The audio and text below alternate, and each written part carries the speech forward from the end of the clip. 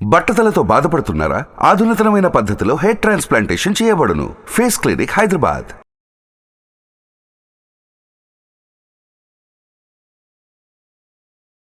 నమస్తే రమ్మగారు. నమస్తే జయ. ఏదైనా మంచి సిరీస్ స్టార్ట్ చేద్దామండి. పానుగంటి వారి నావెల్స్ చాలా బాగుంటాయి జయ. పానుగంటివి చాలా మంచి మంచి నావెల్స్ 80-85 మధ్యలో అట్లా ప్రింట్ అయినవి అయితే అసలు జానపదాలు చిన్న చిన్నవే, ఒక 100-150 పేజీలు 120 పేజీలు అలా ఉంటాయి. భలే ఇంట్రెస్టింగ్గా పోతాయి కథలు, కొత్త కొత్తగా ఉంటాయి, డిఫరెంట్గా. కొన్ని సోషల్ కథలు కూడా ఉన్నాయి అనుకుంటాను వేఎన్వి. ఈ జానపదాలు మంచి ఇంట్రెస్టింగ్గా ఉంటాయి. పానుగంటి వారిది 85లో ప్రింట్ అయింది ఇది. మాయా అశ్వం మంత్రహారం. మాయా అశ్వం మంత్రహారం. మంత్రహారాన్ని తేవడానికి మాయా అశ్వాన్ని అశ్వాన్ని సాధించాడు వాడుకున్నారా? అనమాట. అది కథ. అయితే కథ ఎట్లా స్టార్ట్ అవుతుంది? విజయధరుడు, భజరంగుడు వాళ్ళిద్దరూ గుర్రాల మీద అడవిలో వెళ్తున్నారు. ఓకే. రేపు బుక్ ఎగ్జిబిషన్ పెట్టబోతారు కదా, ఆ, ఈ పేరు గుర్తుపెట్టుకుని పుస్తకం కొనుక్కోండి. ఓకే తప్పకుండా. అప్పట్లో అయితే ₹2 ఈ పుస్తకాలు. ఎప్పుడు రమ్మగారు? 85లో. విజయధరుడు, భజరంగుడు ఫ్రెండ్స్ అండి. ఫ్రెండ్స్. వీళ్ళిద్దరూ చెరుకో గుర్రము వేసుకుని ఓ కీకారణ్యంలో ప్రవేశించారు. వెళ్తున్నారు. ఈ భజరంగుడు అన్నాడు, మిత్రమా నా వల్ల కాదు, నాకు ఆకలిస్తోంది, కాళ్ళు పడిపోతున్నాయి, నిద్ర తూలిపోతుంది, గుర్రం ఇచ్చి పడిపోతాను ఏమిటో, ఎక్కడో చోట విశ్రాంతి తీసుకోవాలి, మధ్యాహ్నం ఎప్పుడో తినిపించావు, అంతా అయిపోయింది, ఆహారం ఇక లేదన్నాడు. ఈయన ఏమన్నాడంటే, కీకారణ్యంలో పడుకుంటే ఎలాగోయ్, కాస్త ముందుకెళ్ళి చూద్దామన్నాడు. సరే ఆగారు. దూరంగా వాళ్ళకు ఒక లైట్లు కనపడుతుంది, ఏవో చిన్న దీపాలు. లైట్లు ఏముంటే వీధి దీపాలు లేవు కదా, ఏదో వెలిగించిన మంట కాగడాలు అలాంటివేవో కనపడుతుంది. సరే అది చూసి అటు వెళ్దాం అనుకున్నారు. ఇంకొక అరగంట 30 గంట ప్రయాణం చేస్తే కానీ అక్కడికి వెళ్ళదు ఈ బండ్లు, వెళ్ళవు గుర్రాలు. మొత్తానికి 1 గంట పైనే పట్టింది. దూరంగా ఉంది వెలుగు, మిణుకు మిణుకుమంటూ కనపడుతుంది. ఆ వెలుగుని ఇది చేసుకుని మధ్యలో ఎత్తులు పల్లాలు చీకటి చూసుకోవాలిగా, ఎట్లా పైగా రై అనడానికి వీలు లేదు. అవును. రాత్రుళ్ళు గుర్రాలు కూడా అట్లా పరిగెత్తవు. ఒక మాదిరిగా గుర్రాలని నడిపించుకుంటూ మెల్లిగా ఆ వైపుకు వెళ్ళారు. వెళ్తే అదొక ఊరు. ఇళ్ళు కనపడుతున్నాయి కానీ అన్నీ తలుపులు వేసేసి ఉన్నాయి. సుమారుగా ఏదైనా ఒక రాత్రి 10 గంటలో అయ్యి ఉంటుంది, 9-10. ఈ కుర్రాళ్ళిద్దరూ బయట నిలబడి కేకలు పెట్టారు. ఏమండి బాటసార్లం బాబు, ఎవరైనా భోజనం పెడతారా, ఈ పూట విశ్రాంతి తీసుకుని రేపొద్దున వెళ్ళిపోతాం అంటే ఎవ్వరూ సమాధానాలు చెప్పాల. గట్టిగా అరిచారు, అయినా కూడా సమాధానం లేదు. సరే చూస్తే ముందుకెళ్తే ఒక పురాతనమైన శివాలయం లాంటిది, ఒక ఆలయము, ఒక మండపము కనపడుతుంది. అరిచర్చి కేకలు పెట్టినా ఎవరూ రాల. నిర్మానుష్యంగా ఉంది. మామూలుగా 9-10 ముస్లింగా పెద్దవాళ్ళు ఎవరో ఒకళ్ళు నెగడేసుకుని బయట కాస్త కబుర్లు చెప్పుకోవటం ఏదో చేస్తారు. పైగా ఇలా అడవుల్లో ఉన్న ఊళ్ళకి జంతువులు వచ్చి పడతాయి. అందుకని ఖచ్చితంగా అంటే వీళ్ళ ఐడియా అనమాట. ఇప్పటిదాకా వాళ్ళు చూసిన ఊళ్ళల్లో ఓ 3-4-6 కనీసం కాపలా ఉంటారు. అడవి మధ్యలో ఉన్న ఊళ్ళకి కాపలా లేకపోతే ఎట్లా? అవును. కాపలాకి మనుషులు లేరు, మండుతున్న 3-4 నెగ్గళ్ళు తప్ప పిట్ట పొరుగు లేదు, అన్నీ తలుపులు బంధించున్నాయి. అక్కడి నుంచి అటు ఇటు చూస్తే శివాలయం అపరిశుభ్రంగా మట్టి కొట్టుకుంటూ ఉన్నటువంటి ఓ పెద్ద మండపం. అసలు కాదు, ఇంత ఊరుంటే ఇన్ని ఇళ్ళు కనపడుతున్నాయి. ఇప్పుడు పిలవకపోతే పీడాపోయిరి, పిలిస్తే పలకపోతే పీడాపోయిరి. ఇది దేవుడికైనా ఏమీ చేసుకోకుండా ఎట్లా ఉన్నారు వీళ్ళు, శివాలయంలో కూడా వెళ్ళకుండా మండపం అంతా దుమ్ము కొట్టుకుపోయింది చూడు అని మాట్లాడుకున్నారు. అక్కడి నుంచి సరే ఏం చేస్తాం, కనీసం పడుకోవడానికి ఒక ప్లేసు, వెచ్చగా నెగ్గళ్ళు ఉన్నాయి. అడవిలో కనీసం అలా కూడా ఉండదు కదా, చెట్ల మీద పడుకోవాలి, కింద పడుకుంటే పురుగు పుట్ర. అందుకని ఏమనుకున్నారు, ఒక నెగ్గడిగాలో దేవాలయానికి దగ్గరలోనే ఉంది మండపంలో కాస్త అటు ఇటు శుభ్రం చేసుకున్నారు. ఇట్లా పడుకోగానే భజరంగుడు నిద్రపోయాడు. గుర్రాలని ఆ పక్కనే ఒక లూజ్గా వదిలిపెట్టి తాడేసి కట్టేశారు. ఈ విజయధరుడికి నిద్ర పట్ల. సరే ఈ ఊరు ఎంత ఊరో చూద్దామని ఆ నెగ్గళ్ళ వెలుగులోనే అట్లా నడుచుకుంటూ వెళ్ళాడు. వెళ్ళేసరికి పెద్ద ఊరే అది, చాలా ఇళ్ళే ఉన్నాయి, అన్ని తలుపులు బంధించున్నాయి. ఎవ్వరి వాకిట్లోనూ పిట్ట పొరుగు కోడి మేక కూడా కిక్కురుమంటలు. అతను ఇట్లా నడుస్తూ ఆలోచిస్తూ వెళ్ళిపోయాడు ముందుకి. ఉన్నట్టుండి పెద్ద వికటాట్టహాసం వినపడింది. ఎంత అరుపో ఎంత నవ్వో అది, ఎక్కడి నుంచి వస్తుందో తెలియలే. కత్తి తీసాడు. తీసి ఎవరని అటు ఇటు పరిగెడుతున్నాడు. చూడడం కోసం పరిగెత్తాడు. అటు పరిగెత్తాడు, ఇటు పరిగెత్తాడు, ఏమీ తెమలేదు, ఏమీ అర్థం కాలేదు. ఉన్నట్టుండి గంటలు మోగటం మొదలుపెట్టినాయి. గంటలు అనగానే గుళ్ళో కదా, ఈ గంటలు మోగిన తర్వాత నవ్వు అవి ఆగిపోయినాయి. ఇతను మళ్ళీ వెనక్కి గుడివైపు దగ్గరికి, గంటలంటే గుళ్ళోనేనని వెనక్కి గుడివైపుకి నడవటం మొదలు పెట్టేసరికల్లా ఒక ఇంట్లో నుంచి మాటలు వినపడుతుంది. తాత, గంటలు ఆగిపోయినాయి, రాక్షసి వెళ్ళిపోయి ఉంటుందా అని అడిగింది ఎవరో పిల్ల. వెళ్ళిపోయిందో, కంటపడ్డవాడిని ఏ జంతువుగా మార్చేసిందో అని ఒక పెద్ద ముసలాయన గొంతు వినపడింది. ఇతను అరిచి కేకలు పెట్టాడు, ఎవరు ఎవరు మాట్లాడేది, సమాధానం చెప్పండి అని అరిచినా సమాధానం రాల.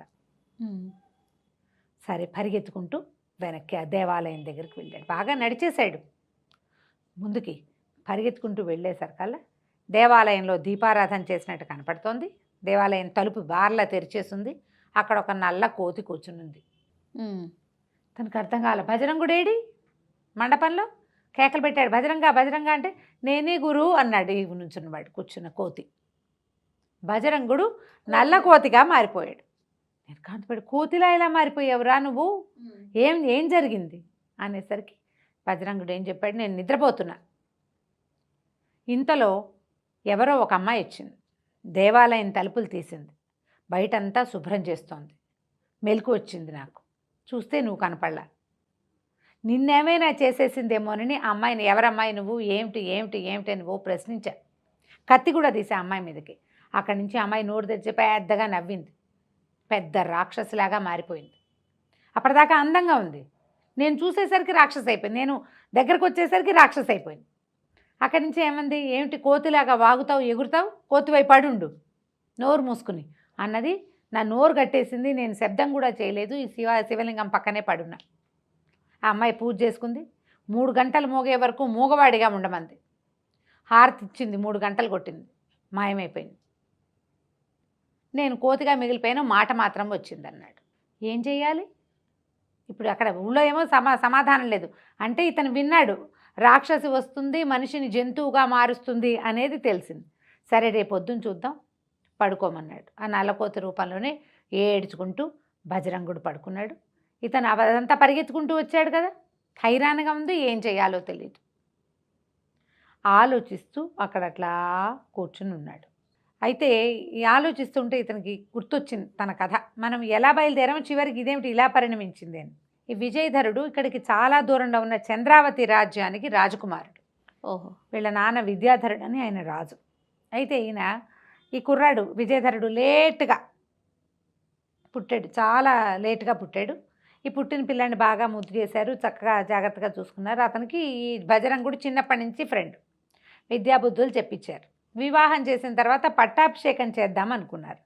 వివాహానికి ఇతను నాకు అపురూప సౌందర్యవతి కావాలని కోరుకున్నాడు. ఎక్కడెక్కడి నుంచో చిత్రపటాలు తెప్పించారు, ఏమీ నచ్చల. ఇతను ఏమన్నాడు, నాకు నచ్చిన అమ్మాయి నిరుపేదైనా పర్వాలా, కానీ నా కంటికి నచ్చాలి అంటే ఎన్నో రకాల చిత్రపటాలు తెప్పించారు, ఏవీ ఎక్కలేదు. ఇంతలో ఒక చిత్రాచార్యుడు ఒక ఆయన వచ్చాడు. ఆయన పట్టుకొచ్చిన పటాలన్నీ చూసిన తర్వాత పెదవిరిచి, ఇంకేమీ లేవా మీ దగ్గర, ఇంకేమీ లేవా మీ దగ్గర అని పదే పదే విజయధరుడు అడిగాడు. అడిగేసరికల్లా మహారాజా విజయధరుడు అన్నాడు, అట్లా అడిగితే ఎట్లాగరా అయ్యా, ఆల్రెడీ వచ్చి ఇచ్చాడు కదా, ఇంక అంతకంటే ఏముంటాయంటే ఆయన చాలా ఆలోచిస్తూ, నా దగ్గర ఇంకొక చిత్రపటం ఉంది ప్రభు అని చెప్పి ఒక చిత్రం తీసాడు. తీస్తే ఆ అమ్మాయి ఎంత సౌందర్యవతో. ఈ విజయధరుడు, ఈ అమ్మాయే నాకు కావాలి, ఎవరమ్మాయి ఏమిటి అనేసరికల్లా ఆ చిత్రాచార్యుడు అన్నాడు, నాకు ఏ వివరాలు తెలియదు ప్రభు, చిత్రం వేశాను అంతే అనేసరికల్లా విజయధరుడికి కోపం వచ్చింది. అట్లా ఎట్లా వేస్తావు నువ్వు, ఎవరో ఒకళ్ళని చూసే, ఇప్పుడు ఇన్ని పటాలు తెచ్చావు, ఎవరినో చూసి వేసావు, వాళ్ళ అడ్రస్లు ఉన్నాయి, ఈ అమ్మాయిది ఎందుకు లేదు? మానవ సృష్టి, దైవ సృష్టి కాకుండా కుదరదు కదా అంటే ఇతను ఏమన్నాడు ఈ చిత్రాచార్యుడు, కాదు ప్రభు, నేను ఒక శిల్పాన్ని చూసి వేశా. ఓహో. ఒక శిల్పం, అది మందారవతి రాజ్యానికి ఆనుకుని ఉన్న ఒక అరణ్యానికి దగ్గరలో ఒక ఋష్యాశ్రమం ఉంది.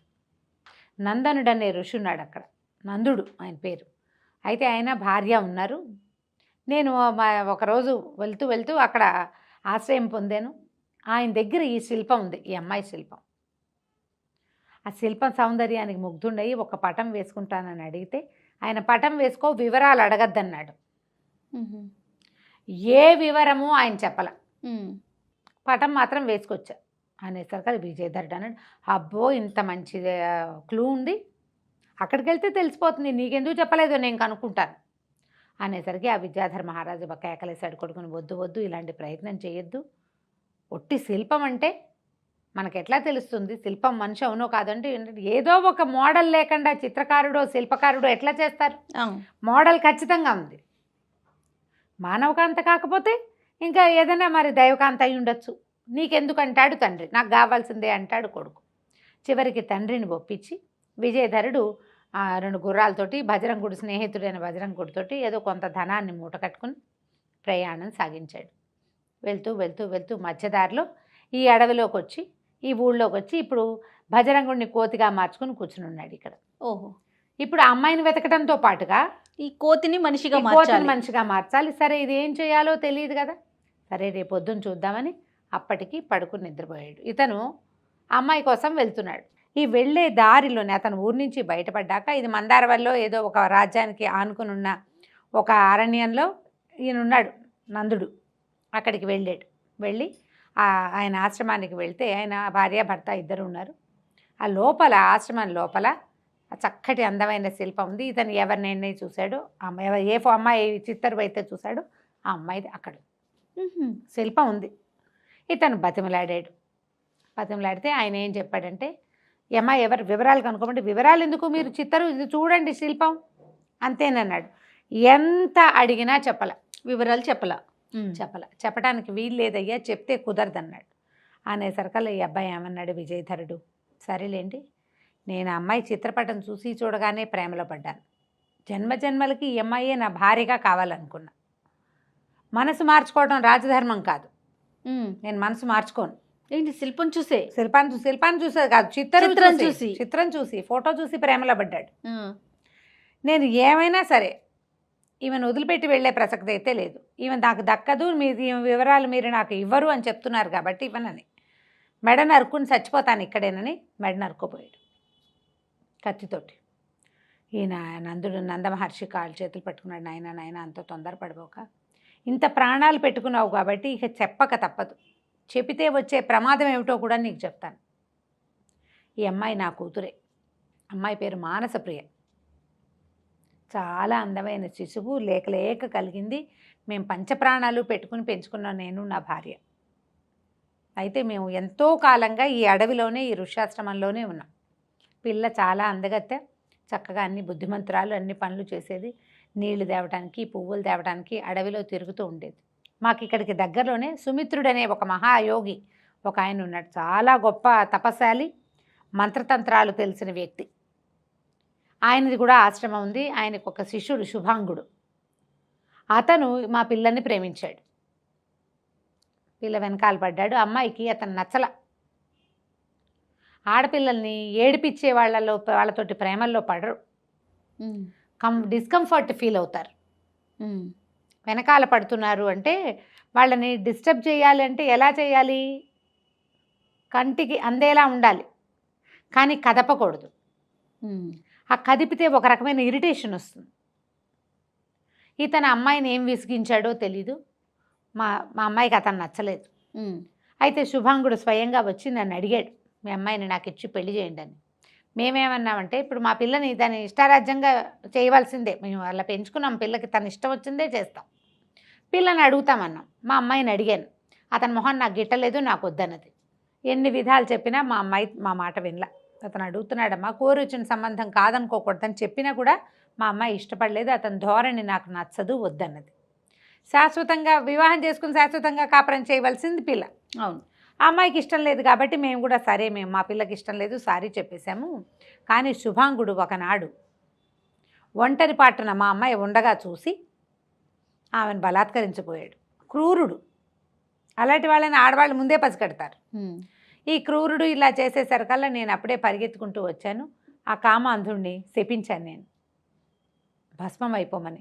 నేనంత తపశ్శాలిని కాదు, కానీ నా తపస్సులో ఉన్న సగభాగాన్ని అతన్ని శపించడానికే వెచ్చించేశాను. కానీ ఆ శాపం పెట్టేటప్పుడు ఇతను సుమిత్ర మహాముని శిష్యుడని కానీ ఆయన కోపగించుకుంటాడని కానీ నాకు అనిపించలే. నా పిల్ల బాధపడుతుంది, అవమానపడుతుంది అన్న ఫీలింగ్ తోటి దాంతో శపించేశాను. భస్మపు రాశిగా మారిపోయాడు, మాడిపోయాడు వాడు. అంతలోనే ఇక్కడ ఏదో జరుగుతుందో తెలుసుకున్న సుమిత్ర మహాముని వచ్చేసాడు. భస్మంగా మారిపోయిన తన శిష్యుని చూస్తే ఆయన కోపం ఆగల. ఆయన గట్టి గట్టిగా అరిచి కేకలేశాడు నన్ను. అక్కడి నుంచి మీ శిష్యుడని ఆలోచించకుండా నీ కూతురు కోసం ఇంత పని చేసావు, ఏ కూతురుని చూసుకుని ఇంత వెర్రవీగుతున్నావో ఆ కూతురు శిలగా మారిపోతుందని నా కూతురుని శపించాడు. కానీ శిష్యుడు తప్పు చేశాడు కదా. తప్పైతే చెప్పుకోవాలి, నన్ను అడగాలి, నాతో చెప్పాలి, అంతేగాని వాడిని చచ్చిపోమంటే ఎట్లా? ప్రాణం తీయటం కరెక్ట్ కాదు కదా అన్నాడు. అని ఈ నీళ్లు చల్లేశాడు, మంత్రజల్లం చల్లేశాడు. నా కూతురు శిలగా మారిపోయింది. ఇదిగో అదే ఆ శిల. దీంతో పాటు ఒక ఇది పెట్టాడు. ఈ శిలా రహస్యాన్ని ఎవరికైనా చెప్తే నువ్వు నీ భార్య కూడా శిలలుగా మారిపోతారు అని. దాంతో నేను నా భార్య ఇద్దరం బాగా ఏడుస్తూ ఏం చేయాలో తెలియక అల్లారు ముద్దుగా పెంచుకున్న పిల్ల శిల్పంగా మారిపోయింది. జీవితం ఏమైపోవాలి మాది మరి. అక్కడి నుంచి మేము ఆయన కాళ్ళ వేళ్ళబడి చాలా బతిమలాడాము. అయితే ఈయన మీ శాపాన్ని సడలించలేను, మీ అమ్మాయి శాపాన్ని సడలించగలను. శివపర్వత శ్రేణిలో ఉన్న జగన్మాత ఆలయంలో అమ్మవారి మెడలో ఉన్న మంత్రహారాన్ని తెచ్చి తగిలిస్తే, ఈ అమ్మాయి మెడలో వేస్తే ఈ అమ్మాయి మామూలు మనిషి అవుతుంది. కానీ ఈ రహస్యాన్ని మీరు ఎవరికి చెప్పినా మీరు కూడా శిల్పాలుగా మారటం మాత్రం తప్పదు అని చెప్పాడు. చెప్పి మారిపోయాడు. ఇప్పుడు మేము శిల్పాలుగా మారిపోతాను నాయన, కాకపోతే ఆ శివపర్వతం ఎక్కడుంది అది చెప్పాలి కదా. ఆ కథ అంతా ముందే చెప్పాడనమాట. ఇది శివపర్వత శ్రేణుల్లో జగన్మాత ఆలయం ఒకటి దేవతలు నిర్మించారు. దేవశిల్పి అయిన మయాసురుడు ఆ దేవాలయాన్ని స్వయంగా చాలా శ్రద్ధగా శివపర్వతాల్లో అమ్మవారికి దేవాలయం ఉండాలని కట్టాడు. ఎంత శ్రద్ధగానో, మామూలుగా ఆయన కంటి చూపుతో కట్టేస్తాడు. చాలా శ్రమపడి ఎక్కువ పనిచేశాడు దాని మీద. ఒక అమ్మవారి అద్భుతమైన విగ్రహాన్ని తయారు చేశాడు, చెక్కాడు శిల్పం. చెక్కిన తర్వాత ఏదో లోటుగా ఉంది. ఆ ముఖంలో, అమ్మవారి ముఖంలో రావాల్సిన కళ రావడం లేదు. అతను చాలా తపస్సు చేస్తే జగన్మాత ప్రత్యక్షమై నవ్వింది. నవ్వి ఏమన్నదంటే, నిత్యము నా మెడలో ఉండే మంత్రహారం వల్ల, అదేంటంటే కోటి ప్రాణుల యొక్క జీవశక్తి, కోట్ల ప్రాణుల యొక్క జీవశక్తి, ఆ హారం వల్ల నా ముఖానికి ఇంకా వెలుగొస్తుంది. నువ్వు ఆ హారాన్ని వెయ్యలేదు కాబట్టి ఇక్కడ నీ వెలుగు రావటల్లా ఈ విగ్రహానికి అని చెప్పి ఆమె స్వయంగా తన మెడలోంచి ఆ మంత్రహారాన్ని తీసి ఆ విగ్రహానికి అలంకరించింది. ఇది అలాగే వెలుగులు విరజిమ్ముతూ ఉంటుంది. చూసే వాళ్ళకి విగ్రహంలో భాగంగానే కనపడుతుంది, కానీ ఇది ప్రత్యేకమైన హారం. ఆమె తన మెడలోంచి వేసింది. ఆ మంత్రహారం అది తీసుకొచ్చి వేస్తేనే ఈ పిల్ల నార్మల్ అవుతుందని ఆయన చెప్పాడనమాట. ఓకే. అది ఇక్కడికి చాలా దూరం, దాన్ని తేగలిగేవాడెవడూ లేడు. కానీ సుమంత్ర మహర్షి దీని ప్రకారం నేను ఇదైపోవాలి, నేను రాయి అయిపోయే లోపల నేనేం చేస్తానంటే, అతను సగం తపశ్శక్తిని వాడేశాడు భస్మం చేయటానికి. మిగిలిన తపశ్శక్తిని, మంత్రశక్తిని భస్మగుళికలుగా చేసి ఇతని చేతిలో పెట్టాడు. ఆ భస్మగుళికలు తీసుకోవటం ఏమిటి, వెంటనే ఈ నందుడు అనే మహర్షి తన కూతురు పక్కనే ఒక శిలా విగ్రహంగా మారిపోయాడు. అయితే దీనికి ముందు ఏం చెప్పాడంటే, ఈ రాజకుమారుడికి చెప్పేటప్పుడు రెండో మనిషికి చెప్పకూడదు ఈ రహస్యం. ఎవరికైనా చెప్తే వాళ్ళు శిలగా మారిపోతారు. అందుకని భజరంగుని బయటికి పంపించేసి విజయధరుడికి ఒక్కడికే ఈ విషయం చెప్పాడు. ఓకే. నువ్వు కూడా ఈ విషయాన్ని ఎవ్వరికీ చెప్పకూడదు. రహస్యం బయటపడిందా శిల్పంగా మారిపోవటమే, శిలగా మారిపోతావు. మేము ఎట్లా అయిపోయామో నువ్వు కూడా అంతే. దాంతో తండ్రి శిలగా మారిపోయాడు. ఆయన ఇచ్చిన భస్మపు గుళికల్ని ఇతను ఏం చేశాడంటే, చిన్న చిన్న బాల్స్ అన్నమాట, అంటే విభూది ఉండలు లాంటివి, బూడిద ఉండలు, భస్మం అంటే బూడిద, అదే కదా, ఉండల్ని దట్టిలో భద్రపరుచుకున్నాడు. ఏం చేయాలి, బయటకు వచ్చాడు. ఇప్పుడు ఆ శివపర్వతం ఎక్కడ, బయటకు వచ్చాక బజరంగుడికి ఏం చెప్పాడంటే, నాయన ఆయన చెప్పింది చాలా ప్రాణాంతకమైన రహస్యం, నీకు చెప్పలేను, కానీ ఇక్కడి నుంచి చాలా ప్రయాణం చేయాలి, నువ్వు రామడాల పైనే పడుతుంది, నువ్వు వెళ్ళిపో వెనక్కి, నేను అమ్మాయిని సాధిస్తే కానీ ఇంటికి రాను అంటే బజరంగుడు ఒప్పుకోలే. పర్వాలేదు, నేను నీతోటే వస్తానని ఈ ప్రయాణం అంతా చేసి ఈ అడవిలో ఈ పల్లెటూళ్ళలోకి చేరారు. కోతైపోయాడు. తెల్లవారింది. ఇక కోతిని పక్కన పెట్టుకుని నడవటం మొదలుపెట్టాడు. ఊళ్ళోకి వెళ్ళేసరికి ఊళ్ళో అందరూ తలుపులు తీసుకుని మామూలుగానే ఉన్నారు. ఈ శివాలయంలో జరిగిన సంగతి ఏది మాకు తెలియనట్టుగా ఉన్నారు వాళ్ళు. ఆ శివాలయం జోలికి ఒక్కడు రావట్లా, ఒక్కడు దండం పెట్టట్లా. అక్కడ ఆలయం అలాగే ఉంది, తలుపేసేసారు పొద్దునే. తలుపు దానంతట అదే మూతపడిపోయి ఉంటుంది. ఒక్కళ్ళు కూడా వీళ్ళని కేసు చూస్తున్నారు విచిత్రంగా, కానీ పలకరించి మాట్లాడటల్లా. అక్కడి నుంచి నల్లకోతని వెంబడి పెట్టుకు తిరుగుతుంటే విచిత్రంగా చూస్తారు వాడిని. అటు ఇటు ఈ గ్రామ పెద్ద ఎవరని అడిగి ఆయన దగ్గరికి వెళ్ళాడు. వెళ్ళి ఇదేం ఊరు ఏమిటి, ఇక్కడ రాత్రి చాలా పెద్ద ఇది వినిపించింది అదే అడిగాడు. అడిగేసరికి మీరు కానీ ఆ రాక్షసి కంటపడ్డారా అని అడిగాడు ఆయన. కంటపడింది అనగానే ఇంకేముంది అన్నాడు. ఆ రాక్షసి కొంతకాలంగా ఇక్కడికి వస్తూనే ఉంది, ప్రతిరోజు రాత్రిపూట వస్తుంది. ఏ స్వరూపంలో ఏం చేస్తుందో తెలియదు.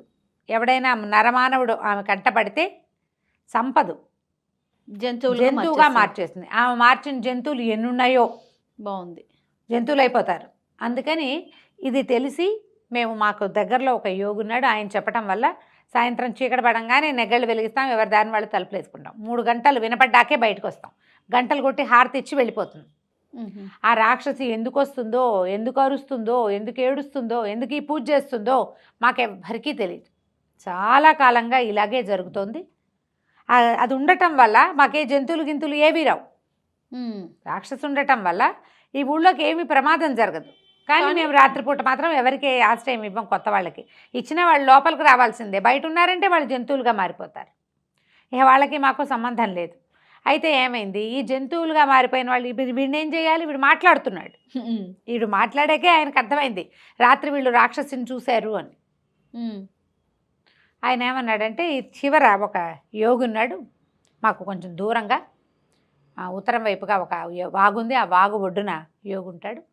ఆయన వీళ్ళని మనుషులుగా చేస్తాడంటే ఇతని బజరంగుడిని వెంబడి పెట్టుకుని ఆ యోగి దగ్గరికి తీసుకుపోయాడు. తీసుకెళ్తే ఆ యోగి మంత్రజలం చల్లి వీడిని కాస్త మామూలు వాడిని చేశాడు. చేసేసరికల్లా ఆయన చెప్పాడు, ఆయన అడిగాడనమాట, ఏమిటి ఏం జరిగింది ఇక్కడ, ఎందుకో రాక్షసు వస్తుంది అనేసరికల్లా ఇప్పుడు ఇంతమంది ఎంతోమందిని అది జంతువులు చేసింది, ఒక్కళ్ళు కూడా ఏమిటని అడగలేదు, మనుషులైపోతే చాలనుకుంటారు, దాని చరిత్ర ఏమిటి అని అడిగితే ఈ అమ్మాయికి శాపం ఏదో ఉంది, ఒక రాక్షసి అమ్మాయి, ఒక యక్ష గంధర్వకాంత, ఆమెకున్న శాపం వల్ల ఆమె ఇట్లా మారిపోయింది.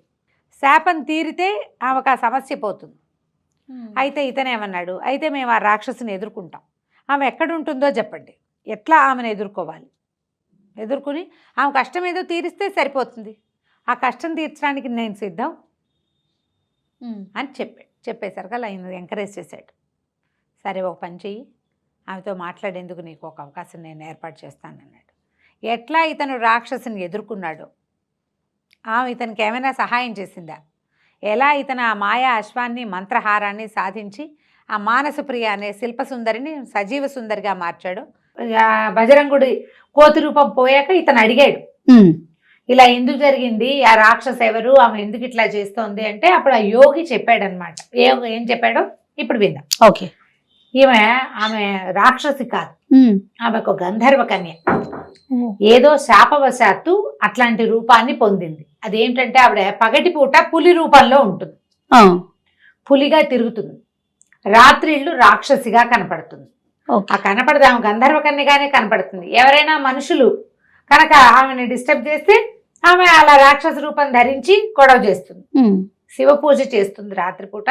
ఆమె శివ పూజను డిస్టర్బ్ చేయకూడదు. కానీ నువ్వు ఆమెకి ఏదైనా ఎందుకు ఇలా అయ్యిందో ఆమె పరిస్థితిని నువ్వు జాలిపడి ఏదో చేద్దాం అనుకుంటున్నావు. కాబట్టి ఆమెని ఎవరైతే మానవుడు ఒట్టి చేతులతోటి ఎవరైనా సంహరిస్తే పులిగా ఉన్నప్పుడు ఆమెకి శాప విమోచనం జరుగుతుంది. ఈ రాక్షసి రూపం చూసి గొడవ చేసి ఆమె కోసం ప్రయత్నించిన వాళ్ళని దేవతాస్త్రీ రూపంలో చూసినా సరే ఆమె జంతువులుగా మార్చేస్తుంది. పగటిపూట ఏ మానవుడు విల్లంబులు కత్తి కటారు లేకుండా బిల్లులు ఆటవికులు పులిని ఎదుర్కోరు. అవును. ఎప్పుడైనా అలాంటి పరిస్థితి సంభవిస్తే నరమానవుడు ఎవడైనా ఆ పులిని సంహరిస్తే ఆమెకి శాప విమోచనం జరుగుతుంది ఆయన అని యోగి విజయధరుడికి చెప్పాడు. చెప్పేసరికి విజయధరుడు అన్నాడు, నేను ప్రయత్నం చేస్తాను. పాపం గంధర్వ కన్య ఈ పులిగా ఉండటం ఏమిటి, రాక్షసుగా మారటం ఏమిటి, చాలా దుర్భరమైన జీవితం కదా. అవును, నేను చూసా, నాకేదైనా చెయ్యాలనుంది, నేను ట్రై చేస్తాను అన్నాడు. సరే ఈ యోగి అన్నాడు, అలాగే నాయన, ఇప్పుడు ఈ మనం ఉన్న అడవికి అవతల ఒక వాగుంది, ఆ వాగు అవతల ఆ పులి నివసిస్తుంది, నేను నిన్ను అక్కడికి ప్రత్యక్షమయ్యేలాగా చేస్తా, ఇక్కడి నుంచి మాయమైపోయి నువ్వు అక్కడికి వెళ్ళిపోయేలాగా ప్రయత్నం చేయమన్నాడు. ఓకే. చేయమంటే సరే ఇతను విజయదాడు అన్నాడు, బజరంగ రే నువ్వు ఇక్కడే ఉండు, నేను వెళ్తానని ఆ యోగి చేసిన మంత్ర సహాయంతో ఈ వాగు అవతల ఉన్న పులి హెర్బరేజ్ ఎక్కడైతే అది పులి వాటు పెట్టుకుని ఉంటుందో అక్కడికి వెళ్ళాడు. నిదానంగా చూస్తున్నాడు, వాగు ప్రశాంతంగా పారుతోంది, పిట్ట కూడా కదలటల. ఇంతలో ఒక దగ్గరగా గుంపుగా ఉన్న పొదల్లోంచి ఒక బక్క చిక్కి డొక్కలంటుకుపోయిన పూలు ఒకటి బయటకు వచ్చింది. పెద్దగా ఆహార స్వీకారం చేయటల్లా అది. తింటే పులిలు బలిసి ఉంటే పులి ఎట్లా ఉంటుంది, పులి ఎట్లా ఉంటాయి, బలంగా ఉంటాయి. కానీ ఇది బక్క చిక్కిపోయింది, డొక్కలంటుకుపోయి ఉన్నాయి. బయటకు వచ్చింది. వచ్చేసరికి చూశాడు, ఇదే మనకు కావలసిన పులి అని అర్థమైంది తనకి. సాధారణ పులిగా లేదది, మామూలు పులులు వేరేగా ఉంటాయి అడవిలో ఉండేవి. అక్కడి నుంచి ఈ పులిని చూసేసరికల్లా ఆ పులి ఎగిరి మీదకి దూకింది. ఇప్పుడు ఇతనికి ఏమిటి, ఒట్టి చేతులతోటే చంపాలి, కత్తి విల్లంబులు ఏం తెచ్చుకోలే, బాణాలు గీణాలు ఏం లేవు. అక్కడి నుంచి పులి అతను చెడామడా యుద్ధం చేశారు. ఇసుకలో తోసేశాడు, నీళ్ళల్లో పడేశాడు. అట్లా ఏం చేసినా సరే ఆ పులి మళ్ళీ మీదకి దూకుతూనే ఉంది. దాని గుణం అది. అవతలవాడు తన్ని కొడితే ఊరుకోదు, ఏమైనా చేయబోతుంటే ఊరుకుని పారిపోదు కదా. ఇక ఇద్దరు ఎడాపెడా ఫైటింగ్ చేశారు. చివరికి ఇతను ఏం చేశాడంటే ఆ పులిని పట్టుకుని కాళ్ళు పట్టుకోగలిగాడు, చెట్టుకేసి కొట్టి చంపేశాడు. కానీ ఈ మొత్తం ఈ 1-2 గంటల్లో ఒళ్ళంతా గీరుకుపోయి చీరుకుపోయి నెత్తుటి మయం. ఆ పులిని చెట్టుకేసి కొడుతుండగానే అతనికి స్పృహ తప్పిపోయింది. చెట్టు తగిలి పడిపోయింది పులి, ఇతను పడిపోయాడు. అయితే ఈ పడిపోయిన పులి ఢామ్మని పేలిపోవటం కానీ, అక్కడ మంట వచ్చి ఆ మంటల నుంచి గంధర్వకన్య బయటికి రావటం కానీ అతను చూడలే, స్పృహ లేదు. స్పృహ వచ్చేసరికల్లా ఆ అమ్మాయి ప్రత్యక్షమైంది అతనికి. పులి శరీరం లేదు, పులి శరీరమే పేలిపోయింది. అక్కడి నుంచి ఆ అమ్మాయి లేచి, నాయన నువ్వు చాలా మంచివాడివి, నీ వల్ల నాకు శాప విమోచనం జరిగింది అని చెప్తే ఇతనమ్మ మీరెవరు ఏమిటి అని అడిగితే ఆ అమ్మాయి తన కథ చెప్తుంది అనమాట. మేము గంధర్వ గాయకుడైన రాగానందుడు అనే ఆయనకి కుమార్తెలం, 3 అమ్మాయిలం మేము. నా పేరు మనోహరి, మా చెల్లెలు సుమంజరి, తర్వాత మధురహాసిని. మేము 3 అక్క చెల్లెళ్ళం. చాలా చక్కగా విశేషంగా ఆటపాట వచ్చిన వాళ్ళము. అయితే ఏంటంటే మాకెంతసేపు గంధర్వలోకం నుంచి భూలోకంలో విహరించడం అలవాటు, ఆసక్తి. ఇక్కడ ఉండే వింతలు విడ్డూరాలు అట్లా ఆసక్తి కొలిపేవి. ఒకనాడు ఈ వాగుకి యువతల ఒక ముని తపస్సు చేసుకుంటున్నాడు. ఓ రోజు వచ్చాం, చూసాం, ఉన్నాడు అక్కడే.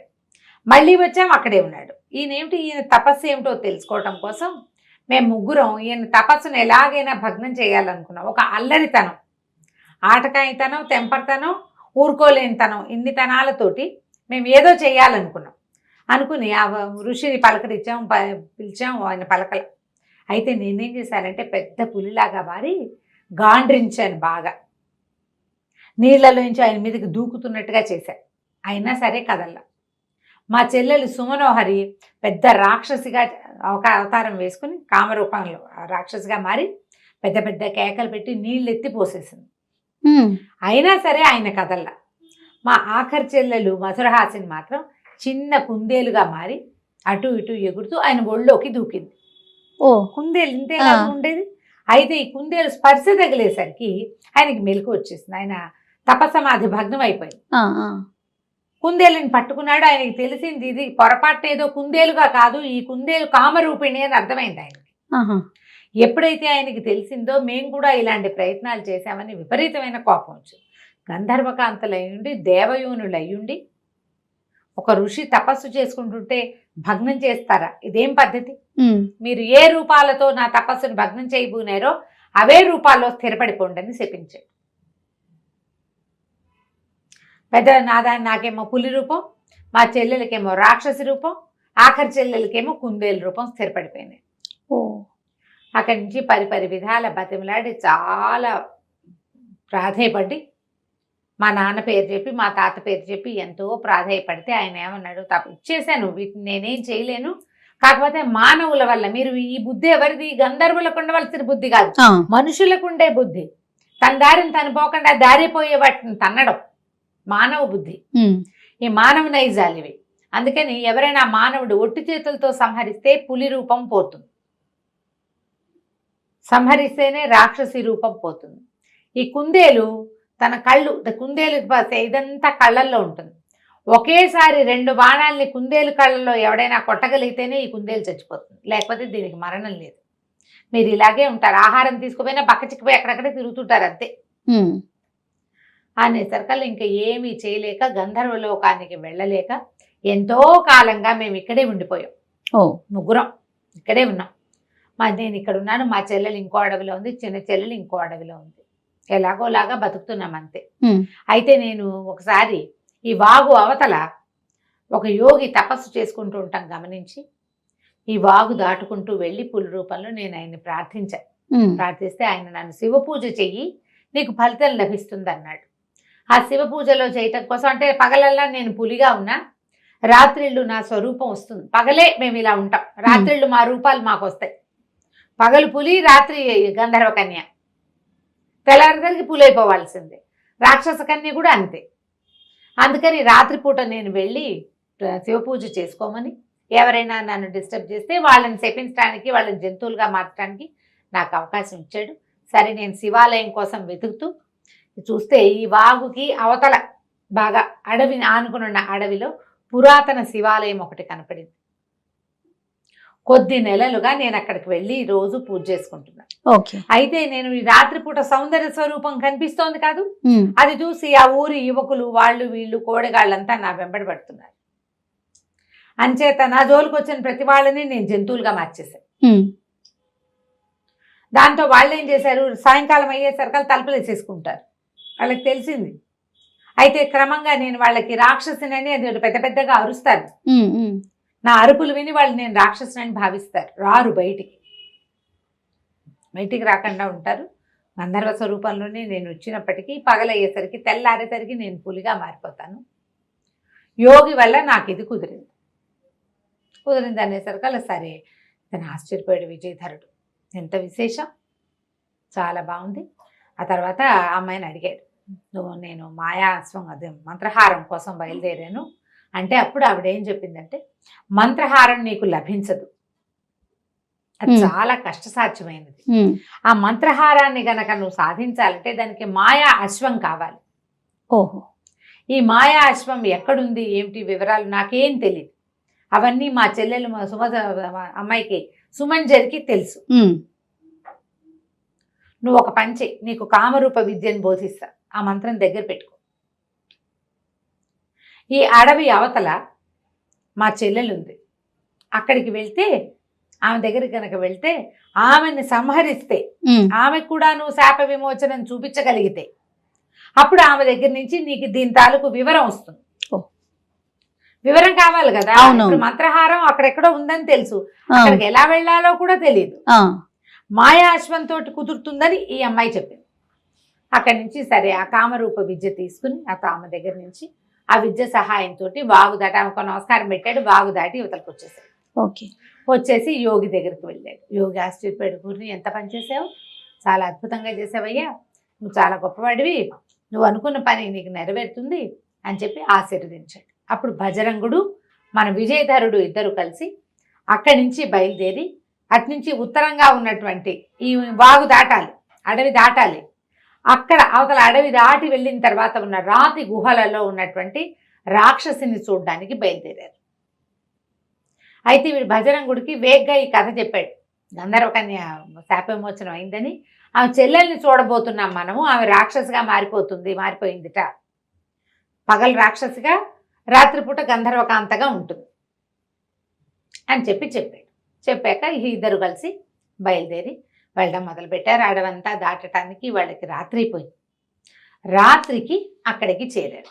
అక్కడికి చేరేసరికల్లా వాళ్ళకి ఎట్లాంటి శబ్దాలు వినపడుతున్నాయంటే, ఎవరో అమ్మాయి రక్షించండి రక్షించండి అని అరుస్తుంది. ఆమె వెనకాల పెద్ద పటాలం అంతా పరిగెడుతుంది, చంపేయండి పట్టుకోండి అని. ఈ అమ్మాయి ఎవరిని పట్టుకోమంటున్నారో ఎందుకో ఏమిటో మనం వచ్చే భాగంలో తెలుసుకుందాం. తప్పకుండా రమ్మగారు. నమస్తే. నమస్తే రమ్మగారు. నమస్తే జయ. రమ్మగారు, మనము మాయాస్వం మంత్రహారం ఈ సిరీస్ చేస్తూ ఉన్నాం కదా, నెక్స్ట్ ఎపిసోడ్కి వెళ్దామా? సుమరంజని అమ్మాయి రెండో గంధర్వ కన్య. ఆ అమ్మాయికి మా శాప విమోచనం అయిపోయింది. మూడో అమ్మాయి శాప విమోచనం చేయమని ఈ విజయధరుడు భజరంగుడు వీళ్ళకి ఒక విల్లు 2 బాణాలు ఇచ్చింది అమ్మాయి. అవి తీసుకుని ఇక్కడ ఈ అడవి దాటాలి, ఇంకా అవతలకి వెళ్తే నీకు కుందేళ్ళు కనపడతాయి, అక్కడికి వెళ్ళమన్నారు. అమ్మాయి కుందేలుగా మారిపోయింది, 3వ అమ్మాయి మధురహాసిని. సరే ఏం చేశాడు, ఇక ఇద్దరు కలిసి బయలుదేరి వెళ్ళారు. రాత్రి మధ్యలో ఒక చోట విశ్రాంతి తీసుకున్నారు. మొత్తానికి ఈ అడవి దాటి అవతలి కోన దాటి ఆ అడవిలోకి వెళ్ళారు. వెళ్తే అక్కడంతా కుందేళ్ళే. సరే వీళ్ళు ఏం చేశారు, మనకు కావాల్సిన కుందేలు ఏదో వెతుక్కోవాలి కదా, మాటేసుకుని కూర్చున్నారు. ఏవో రకరకాల జంతువులనే కుందేళ్ళు బొరియల్లోంచి వస్తున్నాయి. చూడగా చూడగా చూడగా బాగా మధ్యాహ్నం దాటాక వీళ్ళకి తాము చూస్తున్న కుందేలు కనపడేది. బంగారు రంగులో ఉంది ఆ కుందేలు, ప్రత్యేకమైన కుందేలు, దాన్ని గుర్తుపట్టాలి కదా. ఎన్ని కుందేళ్ళలాగా ఉంటే ఎన్నిటి కుందేళ్ళని చంపుతారు వీళ్ళు. అక్కడి నుంచి ఆ కుందేలు చూడంగానే వీళ్ళు ఏమన్నారు, మన భజన గుడ్డిపడారు, ఇవే ఇదే, చూడు చూడు మిత్రమా చూడమన్నాడు. చూసేసరికల్లా విజయధరుడికి తెలిసింది, ఒక ప్రత్యేకము, సైజు పెద్దది, తెలివిగా కనపడుతోంది. మిగిలిన వాటికన్నా ఊరికే ఎగురుడుగా లేదు, అది ఉందాగా ఉంది. తర్వాత బంగారపు రంగు, అది ముఖ్యమైనది. అక్కడి నుంచి గురి చూసి 2 బాణాలు ఒకేసారి కంట్లో పడేలాగా ఈ మాయ విల్లు ఇచ్చింది కదా వాళ్ళ అక్కయ్య, ఆ విల్లుతో కొట్టేశాడు. కొట్టేసేసరికల్లా పెద్ద మోత వచ్చింది, చాలా పెద్ద మంట వచ్చి ఆ కుందేలు మాయమైపోయి గంధర్వకాంత ప్రత్యక్షమైంది. ఎప్పుడైతే అమ్మాయి వచ్చిందో అక్కయ్యలు ఇద్దరు పరిగెత్తుకుంటూ వచ్చేసారు. ఒకళ్ళనొకళ్ళు కావులించుకుని సంతోషించారు. ఎంతకాలం క్రితమో వాళ్ళకి శాపాలు వచ్చేసినాయి, ఇప్పటికి విమోచనం లభించింది. సరే చాలా సంతోషించారు. ఎవరి వల్ల తమకి శాప విమోచనం జరిగిందో ఈ చిన్న అమ్మాయి కూడా అడిగింది. మధురహాసిని అడిగితే, ఇగో ఇతనే తీసుకొచ్చాడు, తను ఇట్లా మన శాప విమోచనం చేశాడు, మా ఇద్దరిని కూడా అతనే రక్షించాడు, నిన్ను అతనే రక్షించాడు, అతనికి మాయాశ్వం గురించి కావాలి, ఆ వివరాలు చెప్పు, అది ఎక్కడుంది. మనం ముందే చెప్పేసుకున్నాం, విశ్వంభరుడు దాన్ని రాతిగా మార్చేశాడు.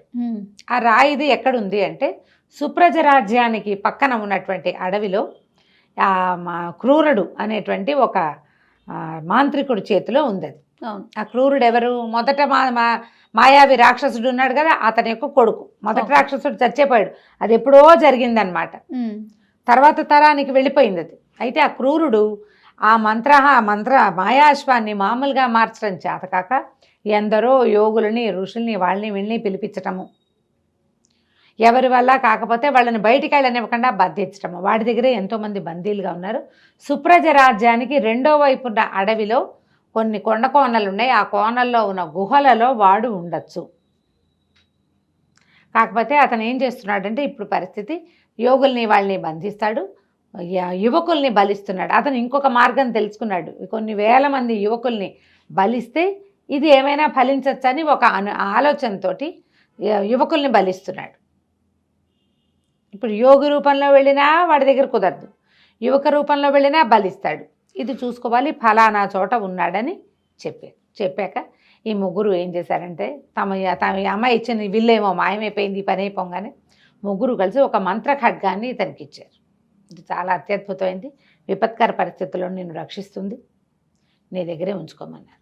ఆ ఖడ్గాన్ని పుచ్చుకొని బజరంగుడు తర్వాత ఏమో విజయధరుడు ఇద్దరు కలిసి గుర్రం ఎక్కి బయలుదేరారు, సుప్రజ రాజ్యానికి చేరారు.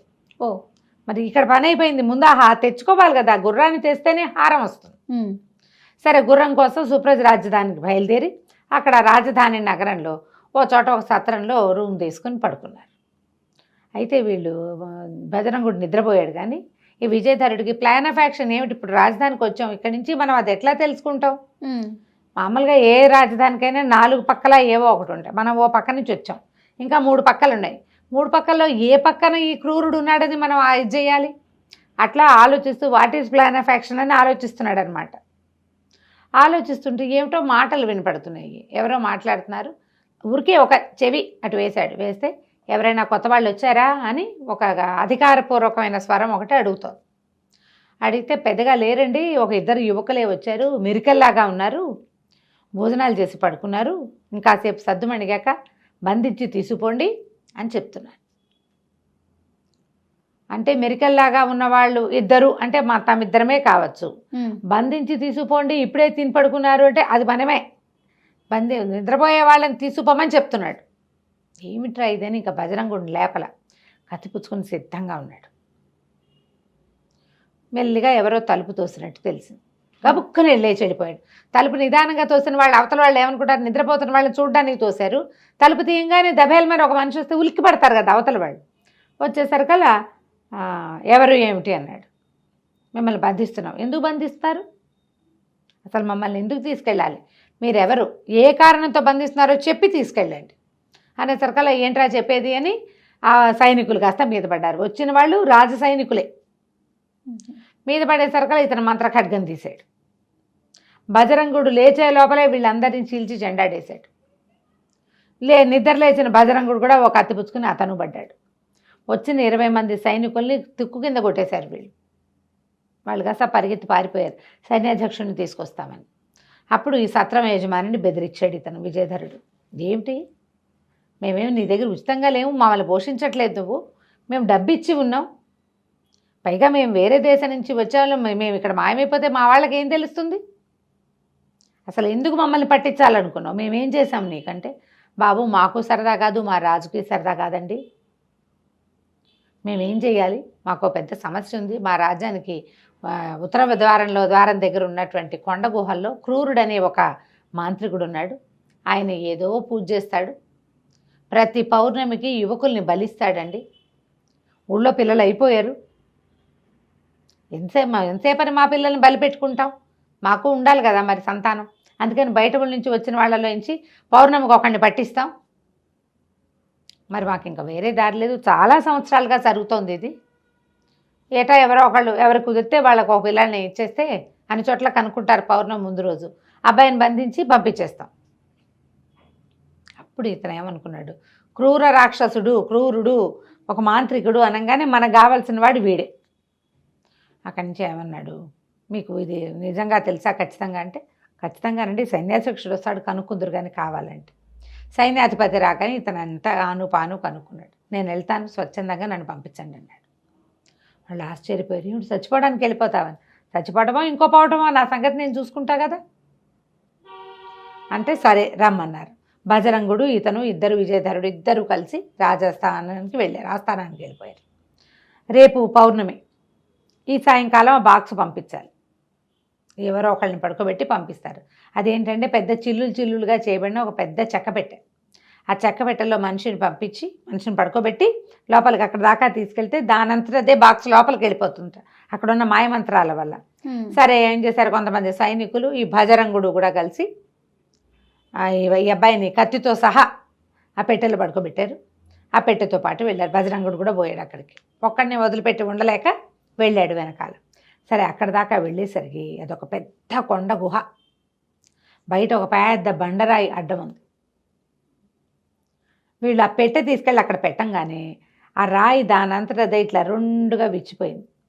ఈ కింద పెట్టబడిన బాక్స్ అక్కడ ఒక గీతలు గీసున్నాయి, ఆ గీతల్లో పెట్టాలి, ముగ్గులో పెట్టిన బాక్స్ దానంతట అది లేచి తేలుకుంటూ లోపలికి వెళ్ళిపోయింది. ఎవరు పట్టుకెళ్ళాలా దానంతట అదే వెళ్ళిపోయింది. అక్కడి నుంచి తెరుచుకుపోయిన రాతి బండలు రెండు యథాప్రకారం అతుక్కుపోయిన రాతి బండ అంతా మూసేసింది. కేకలు పెట్టాడు బజరంగుడు, అయ్యో అయ్యో వెళ్ళిపోతున్నాడు అని. ఇక వెళ్ళిపోతున్నాడే ఏం లేదు, ముసిపోయాక ఇక చేయగలిగేది ఏం లేదు. ఆ సైనికులంతా మేము వెళ్ళిపోతాం, ఎప్పుడు ఇంతే చేస్తామంటే బజరంగుడు బతిలాడాడు, వెళ్ళిపోవద్దు, ఇదంతా కథ మామూలుగా అవుతుంది, మావాడు దీన్ని ఏర్పాటు చేస్తాడు అని చెప్తే ఒప్పుకోలేవాడు. సరే ఒకళ్ళు ఇద్దరు అన్నారు, పోన్లే పాపం అబ్బాయి సరదా పడుతున్నాడు, ఒక రోజు ఉందాం, ఈ రాత్రికి ఉండిపోదాము, తెల్లవారుజామున ఎప్పుడో పౌర్ణమి ఉంది, ఆయన ఏదో చేస్తాడు, ఏమైనా తేడా వస్తే అప్పుడు చూడొచ్చు, తెల్లారిదాకా ఉందా లేరా అని అక్కడే కూర్చున్నారు. ఈ లోపలికి వెళ్ళిన బాక్సు లోపలికి వెళ్ళంగానే ఒక పక్కన అట్లా పెట్టబడింది ఒక పెద్ద మందిరం. అది ఎంత పెద్ద మందిరమో! మందిరంలో ఒక పెద్ద అమ్మవారి విగ్రహం, చండిక విగ్రహం ఉంది. ఆ తర్వాత చండికా విగ్రహానికి ఒక పక్కగా ఇంతకుముందు మనం చెప్పుకున్న మాయా అశ్వపు శిల్పం నిలబెట్టబడింది. తెల్లటి శిల్పం, ప్రాణం ఉన్న గుర్రంలాగానే కనపడుతోంది ఆ శిల్పం, కానీ అది శిలని తెలుస్తుంది, తెల్లటి పాలరాయితో చెక్కింది. దాని జూలు, దాన్ని నిక్కబొడుచుకున్న చెవులు, కళ్ళు లైవ్లీగా ఉంది, కానీ కదలిక లేదు, శిల్పం కనపడుతుంది. సరే ఏమైంది, తెల్లవారుజామున ఇంకా కాసేపట్లో పౌర్ణమి వెళ్ళిపోతుంది అనగా బలి కార్యక్రమం మొదలైంది. ఈ పెట్టి తెరిచి చూశారు. పెట్టి తెరిచి చూస్తే వీళ్ళు ఏమనుకున్నారు, ఒక యువకుడు పడుకుంటాడు అనుకున్నారు. అందులో అదేగా పడుకోబెట్టారు, కానీ లోపల గడ్డాలు అవి నెరిసిపోయిన ఒక యోగి ముసలాయన పడుకుని ఉన్నాడు. ఓ మాంత్రికుడు ఆశ్చర్యపడి, ఎవడరా నువ్వు ఎలా వచ్చావు? నేను యువకుడిని పంపించమన్నాను, ఇలా ముసలివాడిని పంపించాడేమిటి రాజు? ఎప్పుడు ఇట్లాంటి పొరపాటు జరగలేదు అని బరిచర్చి కేకలు పెట్టాడు. ఎవరక్కడ? ఎవరక్కడ ఈమెది వీడిని బలి సరిచేయండి, ఇది బలి ఇట్లా ఇవ్వడానికి పనికిరాదంటే ఆగు శాంతం శాంతం అని లేచి నుంచున్నాడు విజయధరుడు. నేను ఒక యోగిని, నువ్వు మాయాశ్వాన్ని సాధించడానికి ఎందరో యోగుల్ని బంధించావని, ఎందరో యువకుల్ని బలిస్తున్నావని తెలుసుకున్నాను. నీ దగ్గరికి వచ్చే మార్గం లేక ఇలా ఈ రాజుకు చెప్పి నేను ఈ బాక్స్లో పడుకొని వచ్చాను, ఈ డబ్బాలో నీకోసం వచ్చాను అని చెప్పాడు. విజయధరుడికి మొట్టమొదట ఆ రూపం మార్చుకునే అవకాశం ఇచ్చింది అమ్మాయి, మంత్రం ఇచ్చింది. ఆ మంత్రంతో ఇతను యువకుడు కాస్త ఇలా వృద్ధుడుగా మారిపోయాడు. మేకప్ కాదు, అది మారిపోయాడు అంతే. అనేసరికల్లా ఆ రాక్షసుడు ఆశ్చర్యపోయాడు. ఏమిటి నీకు తెలుసా ఈ అశ్వం సంగతి అన్నాడు. నాకు బాగా తెలుసు, దాన్ని ఎలా మామూలు అశ్వంగా మార్చాలో, మాయా అశ్వంగా ఎలా మార్చాలో నాకు స్పష్టంగా తెలుసు. నీకు ఆ క్రియ చేసి యోగులందరినీ విడిపిద్దాము, నీకు మేలు జరుపుదామని వచ్చానన్నాడు. అనేసరికల్లా బ్రహ్మానందపడిపోయాడు ఆ క్రూర మాంత్రికుడు, రాక్షసుడు మాంత్రికుడు. ఇక సంతోషం పట్టలేక ఆ బాక్స్లోంచి నిలబడిన వాడిని లేవదీసి కిందకి దింపుకున్నాడు. మీ మహానుభావ నువ్వు ఎక్కడో దొరికావు, నేను ఎన్ని సంవత్సరాల నుంచో ప్రయత్నిస్తాను, మా నాన్న ఎంతో ప్రయత్నం చేసి చచ్చిపోయాడు, ఒక ఇన్ని వందల సంవత్సరాల నుంచి నేను ప్రయత్నిస్తూనే ఉన్నా. అయితే ఈ గుర్రాన్ని ఏం చేయాలంటే ముందు నన్ను గుర్రం ఎక్కించు. అది ఎత్తైన పీఠం మీద నిలబెట్టబడింది. ఏం చేశాడు, బట్టల్లో దట్టిలో ఖడ్గంతో పాటుగా ఒక పేటేసి గుర్రం ఎక్కించారు. గుర్రం ఎక్కించి కూర్చోగానే ఇక సంతోషం పట్టలేకపోయాడు విజయధరుడు. ఆ గుర్రాన్ని కావులిచ్చుకున్నాడు. మెడ మొహము అన్నీ సవరించాడు.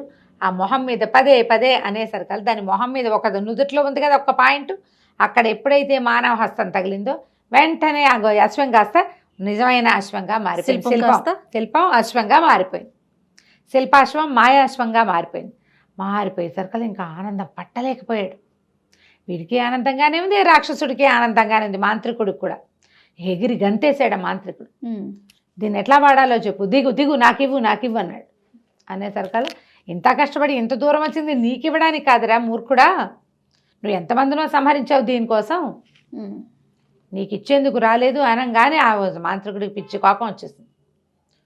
అదేమిటి నువ్వు నాకు మోసం చేస్తావా, నీ సంగతి చెప్తానని మంత్రదండాన్ని తీసాడు. కానీ ఈ మంత్రదండాలు నేల మీద ఉన్నప్పుడు పనిచేస్తాయి. ఇదేమో బ్రహ్మవాక్కుతోటి అశ్వం ఇలా మారింది, శిల్పం అశ్వంగా మారింది. దాని మీద ఏ మాయలు మంత్రాలు పనిచేయవు. ఓహో, దాని మీద ఉన్నవాడిని ఎవరూ ఏమీ చేయలేరు. అది అప్పుడు అదే కదా చెప్పాడు, అజేయమైన శక్తి వచ్చేలాగా బ్రహ్మ దగ్గర వరం పొంది ఉన్నాడు అతను విశ్వంభరుడు. దాంతో ఇతను ఏం చేశాడు, మొల్లోంచి ఖడ్గం తీసి ఒక్క ఉదుటున ఈ మాయావిరా ఇతని మీద క్రూరుడి మీదకి దూకి మెడ ఉతరిచ్చేశాడు. అతని మీద మంత్రదండపు శక్తులు పనిచేయలేదు, ఇతను చనిపోయాడు కూడా. ఎప్పుడైతే ఇట్లా ఇతని తల సీగ తరగబడిందో వెంటనే భైరవి విగ్రహం కాస్త పగిలిపోయింది డామని. పగిలిపోవటం ఏమిటి, అప్పటిదాకా ఒక చీకటిగా గాఢాంధకారంగా అక్కడక్కడ వెలిగించిన ఆవదపు దీపాలు తప్పిస్తే ఏమీ లేని ఆ దేవాలయంలో, ఆ మందిరంలో మొత్తం అంతా ప్రకాశవంతంగా అయిపోయింది. వెలుతురు వచ్చేసింది అనమాట. ఒక్కసారి చీకటి శక్తులన్నీ బయటికి వెళ్ళిపోయినాయి, వెలుగు వచ్చేసింది లోపలికి. అక్కడి నుంచి ఇతను ఏం చేశాడు, దిగి ఇప్పటి వరకు అక్కడక్కడ గదుల్లో బంధించబడి ఉన్నారు యోగులని వాళ్ళని అందరినీ రక్షించడానికి పూనుకున్నాడు. అక్కడి నుంచి తన దట్టిలో భస్మపు గుళికలు ఉన్నాయి కదా, ఆఖరి గుళిక ఒక్కటి ఉంది, ఆ గుళికని ఆ గుహాద్వారం మీదకి విసిరికొట్టాడు. విసిరేసరికి అది పగిలిపోయింది, ఓపెన్ అవగానే బజరంగుడు ఇంకొంతమంది సైనికులు సాయం ఉన్నారుగా, అందరూ పరిగెత్తుకొచ్చారు లోపలికి. వచ్చి లోపల గదుల్లో, చెరసాల్లో, కారాగారాల్లో, లోపల గుహల్లో, చిన్న చిన్న బిలాలలో దాచిపెట్టబడిన ఎందరో యోగుల్ని ఋషుల్ని అందరినీ బయటికి తీసుకొచ్చారు. అందరూ జయ జయధ్వానాలు చేశారు. నువ్వు ఎంతో గొప్పవాడివి, రాజకుమారుడు క్షత్రియులకు ఉండవలసినటువంటి సాహసం ఉంది నాయన, ధైర్య సాహసే లక్ష్మి, నువ్వు చక్కగా జయిస్తావు, నువ్వేం చేయదలుచుకున్నావు అది చేస్తావని అందరూ ఆశీర్వదించారు. ఇంక ఇప్పుడు నెక్స్ట్ది మంత్రహారాన్ని సాధించాలి. సరే, ఈ గుర్రాన్ని ఎక్కి బజరంగుడితో కలిసి విజయధరుడు బయలుదేరాడు. ఇక్కడ యోగులని ఋషులని వాళ్ళని రక్షించి సిద్ధపురుషులను రక్షించి బజరంగుడితో కలిసి విజయధరుడు మాయా అశ్వాన్ని ఎక్కి శివపర్వత శ్రేణుల్లో ఉన్న భువనేశ్వరి మాత ఆలయానికి వెళ్ళాలని చెప్పాడు గుర్రానికి. అది ఎగురుకుంటూ తీసుకెళ్ళిపోయింది. ఇక్కడి నుంచి ఆకాశ మార్గంలో ఎగురుతూ కింద కనపడుతున్న వింతలు, విడ్డూరాలు, విశేషాలు, తమ దాటి వచ్చిన 3 గంధర్వ కన్యల్ని కలుసుకున్న అడవుల్ని అన్నిటినీ దాటుకుంటూ అక్కడికి వెళ్ళారు. ఆయన చెప్పినటువంటి మహీపతి రాజ్యం అది కూడా కనపడింది. నందముని చెప్పాడు మహీపతి రాజ్యం, దాన్ని ఆనుకునే శివపర్వత రాజ్యం కూడా కనపడుతోంది. ఈ రాజ్యము అవి దాటి వెళ్ళాక శివ పర్వతాలైతే ఏవో కనపడుతున్నాయి, కానీ ఆలయం ఎక్కడుందో తెలియలే. సరే, గుర్రం బాగా అటు ఇటు తిరిగి మొత్తానికి ఆ ఆలయం వైపుకి తీసుకెళ్తే ఆలయం దూరంగా కనపడుతోంది. ఆలయానికి వెళ్ళే దారిలో అంత మామూలు దారి కనపడుతోంది. ఈ దేవతలు దేవగణాలు కొన్ని కాపలా ఉంటాయట అమ్మవారి ఆలయానికి, ఆ భువనేశ్వరి దేవి ఆలయానికి. మొత్తం జలమయం చేసేసారు వాళ్ళు. అంతా నీళ్ళే, మధ్యలో గుడి, చుట్టూతా నీళ్లు. ఆ నీళ్లు దాటుకుని ఎలా వెళ్తారు? సరే, నీళ్ళలోకి దిగుదామనుకున్నారు. నీళ్ళలోకి దిగితే ఎలా ఉంటుందో. అయితే ఏంటంటే ఈ గుర్రము నీటిలో కూడా ప్రయాణించగలిగే గుర్రం. ముందు భయపడ్డాడు విజయధరుడు, మర్చిపోయాడు. అది ఆకాశ గమనమే కాదు, ఆకాశంలో ఉన్నప్పుడు విమానంలాగా, నీళ్లలో ఉన్నప్పుడు జలాంతర్గామిలాగా ప్రయాణం చేయగలదు అది. ఆ గుర్రం ఆ నీళ్ళలో, అందుకే మాయా అశ్వం అయింది. ఆ నీళ్ళలోకి దిగి నీళ్ళలోంచి వీళ్ళిద్దరిని తీసుకెళ్ళింది లోపలికి. భువనేశ్వరి ఆలయం లోపలికి వెళ్ళిపోయారు. కొన్ని దేవగణాలు అడ్డం పడ్డాయి. ఆ అడ్డం పడ్డ వాళ్ళందరితోటి ఈ మంత్రఖడ్గం ఉందిగా, ఇతని దగ్గర 3 గంధర్వ కాంతలు ఇచ్చింది, దాంతో యుద్ధం చేస్తారు. పైగా ఈ గుర్రం మీద ఉండి యుద్ధం చేసిన వాడికి ఎదురే లేదు. అతనికి ఒక్కొక్క శక్తి తెలుస్తుంది, దానికి ఏమేమి ఉన్నాయి అని. అది ఆకాశంలో పరిగెడుతుంది, ఆకాశంలో ఎగురుతుంది, నీళ్ళల్లోకి ఈత్తుంది. ఎవరైనా అడ్డొచ్చినా వాళ్ళని జయించే శక్తి ఇస్తుంది తనకి. ఆ గుర్రంతో పాటు లోపలికి వెళ్ళిపోయాడు. చాలా పెద్ద విశాలమైన దేవాలయం, బంగారు కాంతులు ఇంతు. లోపలికి వెళ్తే అమ్మవారి విగ్రహం ఎంత పెద్ద విగ్రహమో, అసలు ఇట్లా ప్రతిమా స్వరూపం, అత్యద్భుతంగా ఎవరినో కూర్చోబెట్టి వాళ్ళని చేసినట్టుగా ఉంది. శిల్పంలాగా అనిపించట్లా, ఒరిజినల్గా ఉంది. కానీ అవి వస్తువులన్నీ కూడా ఆమె ఒంటి మీద చెక్కడంగా ఉన్నాయి, కానీ ఆ మంత్రహారం ఏదైతే ఉందో అది కనిపించాలి. మంత్రమణిహారం అన్నిటితో పాటే అది ఉంది. అక్కడ ఎలా తీసుకోవాలి?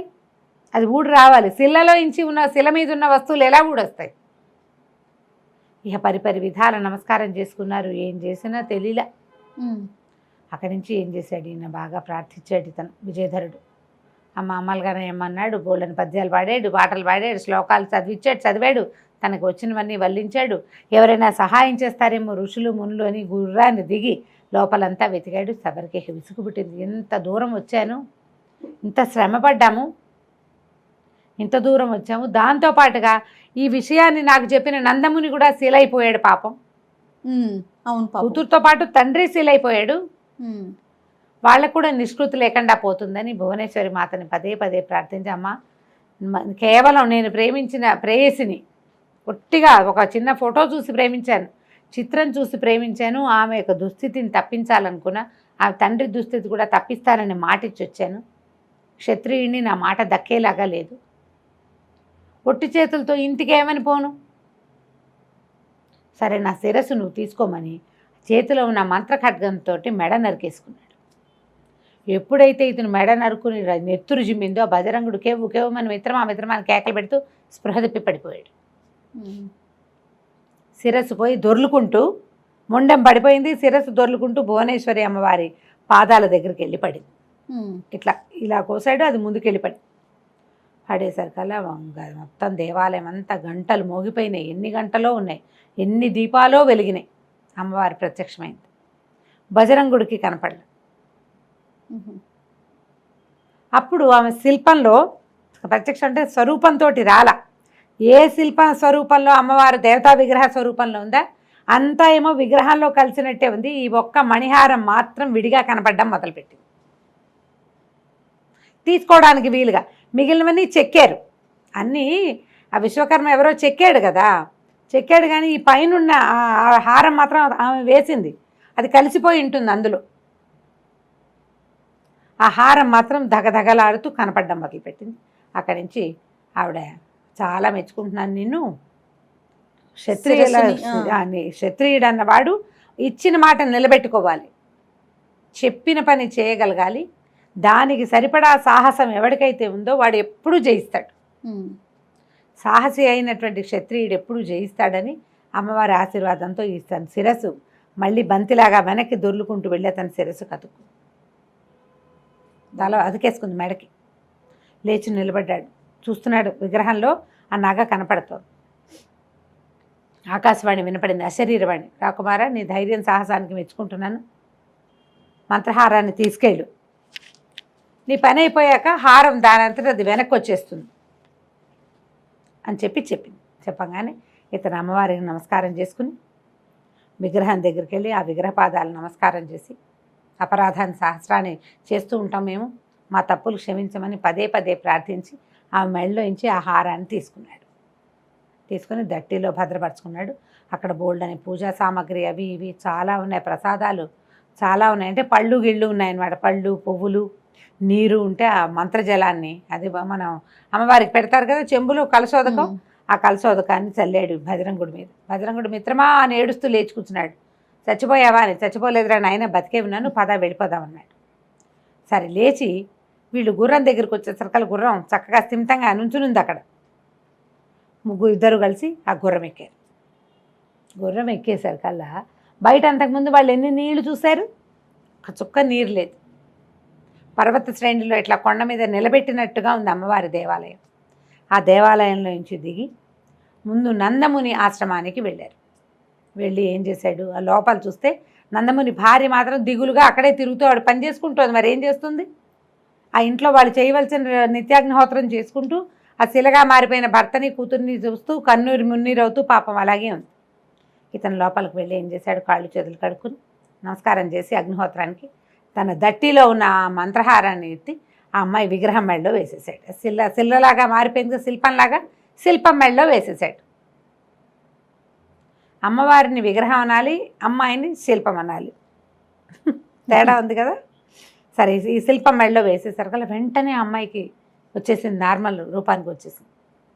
అయితే ఈ శిల్పం నుంచి మనిషిగా మారిపోయిన ఈ అమ్మాయి తండ్రి పక్కనే నుంచున్నాడు కదా, ఏం చెయ్యి ఆయనకి తగిలేసరికల్లా ఆయన కూడా మామూలుగా అయిపోయాడు. అమ్మ మామూలుగా అయిపోయింది, చూసుకుంటే కూతురు నార్మల్గా. ఆయన పరమంగా విపరీతంగా సంతోషించాడు. నాయన, నీ వల్ల కదా నా కూతురు ఇప్పుడు మొత్తానికి జీవితం వచ్చింది అని కూతురికి జరిగిందంతా చెప్పాడు. ఎప్పుడైతే ఈ అమ్మాయికి నార్మల్సీ రూపం వచ్చి మనుషుల్ని మామూలుగా చూడటం మొదలుపెట్టిందో ఆమె మెడలో నుంచి మంత్రహారం వీళ్ళు చూస్తుండగానే మాయమైపోయింది. మాయమైపోయిన మంత్రహారం భువనేశ్వరి దేవి మెడలోకి వెళ్ళిపోయింది. దానంతట అదే. ఈ నందమహామని కూతురు మానసప్రియ ఆ అమ్మాయిని ఇచ్చి పెళ్లి చేశాడు. కన్యాదానం చేశాక అప్పుడు మానసప్రియ మన విజయధరుడు బజరంగుడు మానసప్రియని ముందు మధ్యలో ఈయన కూర్చుని తన వెనకాల బజరంగుని కూర్చోబెట్టుకుని మాయాశ్వాన్ని అధిరోహించి తన ఊరు వెళ్ళిపోయాడు. తండ్రి దగ్గరికి వాళ్ళ రాజ్యానికి వెళ్ళాడు. ఈ ఆకాశంలో నుంచి వస్తున్న అశ్వాన్ని చూసి కేరింతలు కొట్టారు జనమంతా. ఏమిటో జరుగుతోంది, ఎవరో వస్తున్నారని. దగ్గరకు వచ్చేసరికి రాకుమారుడిని గుర్తుపట్టారు. తండ్రి ఎంతో సంతోషంగా ఇట్లా తను అనుకున్న పనిని సాధించాడు కొడుకని అప్పటిదాకా యువరాజుగా ఉన్న విజయధరుడికి పట్టాభిషేకం చేశాడు. మళ్ళీ ఊరెళ్ళాక మళ్ళీ విశేషంగా వివాహం చేసి రాజ్యంలో ఉన్న వాళ్ళందరికీ కన్నుల పండుగ ఎంతో సంతోషంగా రాజ్యాన్ని చేసుకున్నారు. ఆ మాయా అశ్వం వీళ్ళ దగ్గరే ఉండిపోయింది. అది అతను ఎప్పుడూ వాడేవాడు కాదు. ఏదైనా విపత్కర పరిస్థితి వచ్చినప్పుడే దాన్ని వాడుకోవాలని దాన్ని శిల్పంగా మార్చి తమ పూజా మందిరం పక్కనే ఆ శిల్పాన్ని ఉంచుకునేవాడు అన్నమాట. ఆ శిల్పం వీళ్ళ దగ్గరే ఉండిపోయింది. ఎప్పుడైనా ఎవరికైనా అవసరం వచ్చినప్పుడు చూడొచ్చు అనుకున్నారు. దాన్ని నిత్యం తుడుస్తూ చక్కగా శ్రద్ధగా జాగ్రత్తగా అట్టు పెట్టుకునేవారు. ఎప్పుడైనా యుద్ధాలప్పుడు మాత్రమే ఆ అశ్వాన్ని వాడేవాళ్ళు, అవసరానికి మాత్రమే వాడేవారు, అవసరమైనప్పుడు వాడుకున్నారు. దీంతో మాయాశ్వం మంత్రహారం కథ సమాప్తం అయిపోయింది. చాలా బాగుంది రమ్మగారు. కానీ ప్రతి ఎపిసోడు భలే ఇంట్రెస్టింగ్గా ఉంది. చాలా చాలా బాగుంది. నమస్తే రమ్మగారు. నమస్తే.